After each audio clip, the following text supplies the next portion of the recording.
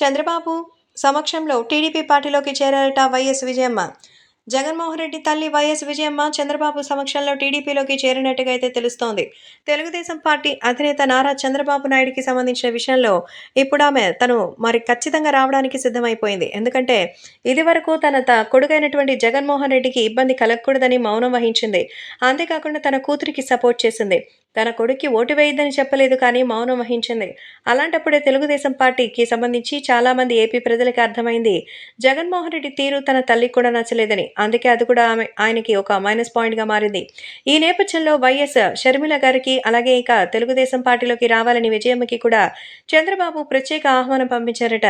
ఇక చంద్రబాబు ఆహ్వానం మన్నించిన విజయమ్మ తెలుగుదేశం పార్టీలోకి వెళ్తున్నట్టుగా తెలుస్తోంది. చంద్రబాబు సమక్షంలోనే ఆమె టీడీపీలోకి అడుగు పెట్టబోతుందట.